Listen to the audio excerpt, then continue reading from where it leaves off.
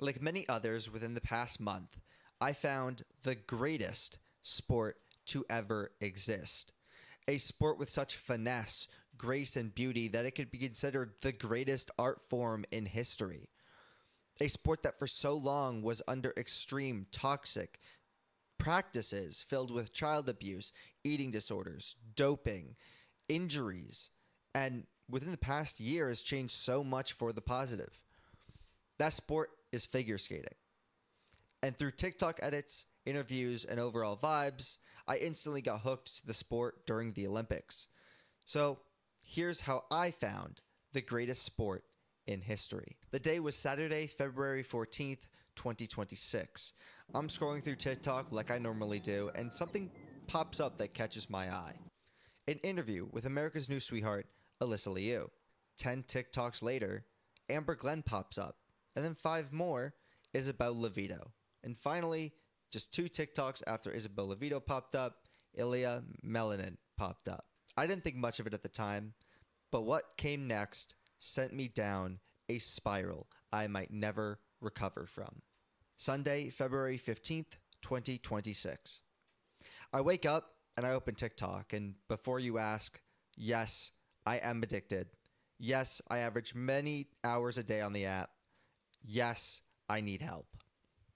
But as I start scrolling my F1/NASCAR For You page, the first major domino fell. An edit. Now, for people who don't know me or people who do know me, I'm addicted to edits. I love the music. I love just the cool style of them.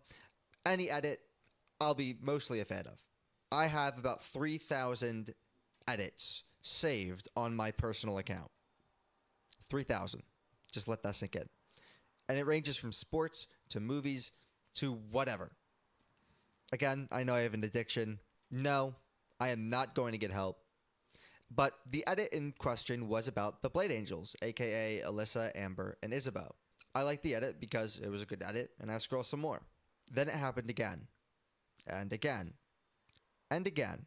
More and more edits, more interviews from the 4 American skaters kept popping up on my For You page. Eventually, it was my entire For You page. In just 30 short minutes, my entire For You page that I built brick by brick for over 5 years was gone in the blink of an eye. But that wasn't the end. Monday, February 16th, 2026. Once again, I'm scrolling on TikTok, like I normally do, and my For You page is still figure skating. This time, more Olympic skaters start popping up one by one. First the Russians, then everybody else.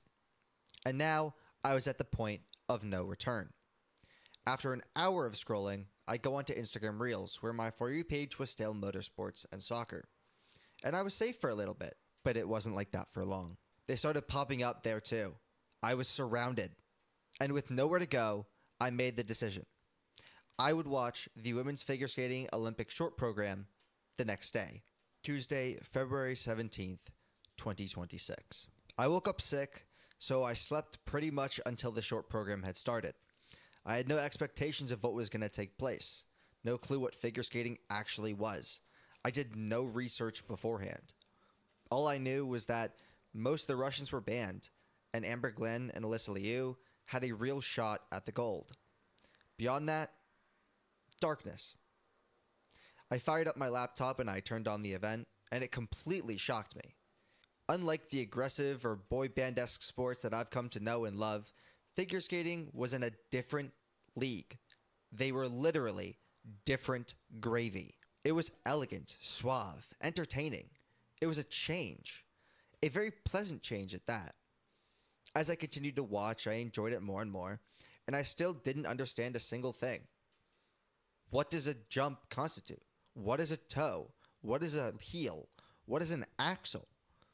Why can't anybody do a quad axle besides Ilya Melanin? Many questions arose in my brain during this short program. I kept watching, listening to the different music, even swaying a bit. Everything flowed together nicely. Jumps, twirls, choreographed steps, all perfect. Finally, the American trio came on towards the end of the program, and I'm not going to lie, it was the most nervous I have ever been about a sport in my life. I've seen my favorite football team make the Super Bowl not once, not twice, but 3 times in my lifetime, all failing to win it. And I've been nervous. I've watched Lewis Hamilton in Formula One. I've watched Joey Logano in NASCAR.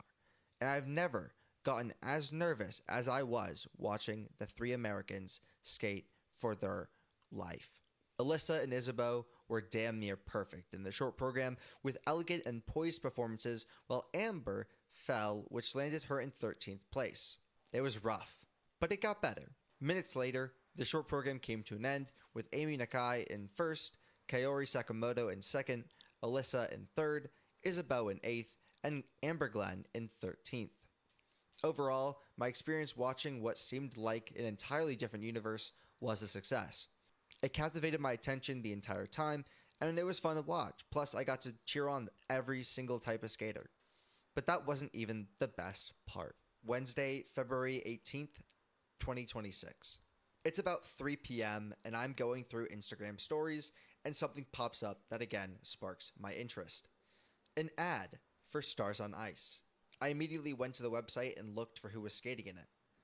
I saw Ilya, Amber, Isabeau, and Alyssa alongside Madison Chuck, Evan Bates, and Jason Brown. I then looked at the event locations and found were doing one in Boston, Massachusetts. And I know what you're thinking. Ew, Massachusetts? Ugh, Boston?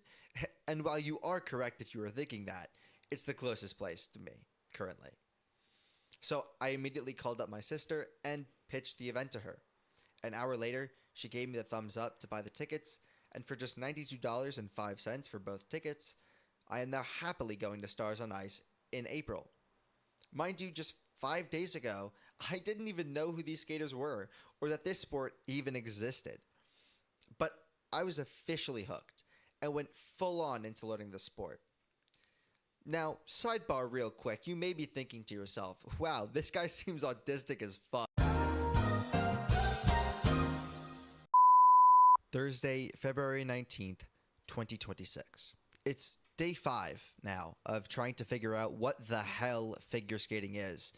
And it's also the day of the women's free skate, aka the final performance. I again sit down to watch it with zero expectations and an urge to learn more, and they start with the lowest placing skaters from the short program. And while the women performing did really well, there were 6 performers I was really looking forward to. The aforementioned Nakai and Sakamoto, Liu, Glenn, and Levito, alongside the Russian or neutral skater, Adalia Petrozin. The first couple of skaters go by, and it's finally Amber Glenn's turn. And my God, what a performance it was. Triple axels on fleek, spinning like nobody's business, and she absolutely killed it, finishing atop of the standings with 12 skaters to go. Isabeau goes a couple skaters later and doesn't do bad, but it wasn't enough to dethrone Amber, and she would end up falling down the standings. Adalia was up after that, and she couldn't dethrone Amber either, which was insane. A shocking 9 skaters later, and Amber was officially dethroned by Monet Chiba. It was a spectacular run. An absolute beauty of a final skate from Amber. Alyssa went after Chiba, and again, just like Amber, killed it. A practically flawless run ended with a first place placement with 2 skaters to go. And the 2 skaters left, Kaori and Amy, were almost flawless in the short program. It was going to be a bloodbath for first place. Kaori was next, and even with an amazing free skate, she fell and finished second to Alyssa with 1 skater to go, Amy, who was the clear strongest in the short program. Throughout her skate, she made minimal mistakes, but did end up falling, which cost her big time. But it didn't matter. Alyssa Liu took home gold for the US. She was followed by Kaori and Amy, while Amber finished 5th, Adalia finished 6th, and Isabeau finished in 12th. It was a great program by all the skaters, and it made me wish I watched the men's singles and ice dance as well. 1 month later, the aftermath. It's currently a couple weeks after the Olympic final, and I'm coming around to finish scripting this video. And man, what a roller coaster couple of weeks. Not only did the 2026 NASCAR, F1, IndyCar, and MotoGP seasons start, but I found an amazing sport in figure skating.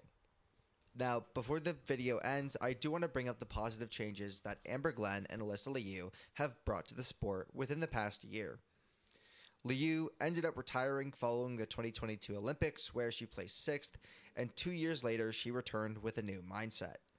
Liu coming back to the sport came under certain conditions. 1. Getting input on her programs, her dresses, her clothing, her music, everything. 2. Her dad can't be involved. And 3. She can eat whatever she wants, like chocolate cake or for breakfast or so on. And all while not caring about scores or placement, and more so trying to have fun with her performances. That mindset led to her winning the 2025 World Championships, 2025-26 Grand Prix Final, 2025 World Team Trophy, and obviously the 2026 Olympic gold medal for the teams and single women's event. Amber Glenn took a break in 2015 to battle mental health issues and an eating disorder. She came back, and just a decade later is a 3-time U.S. national champion, 2-time World Team Trophy winner, 2024-25 Grand Prix final champion, and a 2026 Olympic gold medalist. Alyssa and Amber are helping to shape what is a very unhealthy sport for many children and even adults. The training regimens of many coaches often lead to mental health issues and eating disorders, and especially with the Russians, have very toxic mentalities and practices, including but not limited to child abuse and doping. Amber and Alyssa have been promoting happiness, better training practices, mental health awareness, and sportsmanship within a sport that is kind of lost the plot. Even comparing the 2022 and 2026 Olympic Games, in 2022, a 15-year-old Russian skater was caught doping, and another Russian skater was seen crying and breaking down following her silver medal finish after her coaches betrayed her by telling her that if she landed 5 quads, she'd win the gold.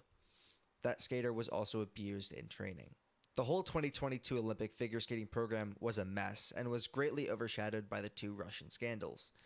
In 2026, there was no controversy other than some creep shaming Isabeau for liking the Olympic Village, but for once, again, there was actual sportsmanship. Alyssa celebrated with Amy following Amy's final program score and were jumping around joyfully. And although Kaori was seen breaking down after the Olympics, it was mostly due to that being her final Olympics, not due to her getting second or losing or anything like that. And even then, Amber Glenn immediately went to comfort her and hype her up following Amy's final score. The podium was full of joy instead of sadness and controversy like 2022, and it was overall a better atmosphere. Figure skating isn't supposed to be a straining and draining sport. Figure skating is supposed to be about art, and the artistic value of the sport is what drives it to be unique. The miserable times of the sport are changing thanks to Amber and Alyssa, and the sport is continuing to shape into a healthier, more accepting sport day by day, and they should be proud of what they've done so far. I mean, even Peterson, who had a lot of pressure put on her through her coach, and her coach is also known for child abuse and doping, said in an interview after her performance that she wished she had more fun in her performances like her peers. To end this video off, the elegance, the vibes, and the overall atmosphere are amazing. It's a sport that you can casually like or become diehard about, and you will enjoy it just the same. And the personalities inside figure skating are some of the best compared to any sport. So the next time you're looking for something to watch or get into, figure skating may be the sport for you. And that's how I found the greatest sport to ever exist.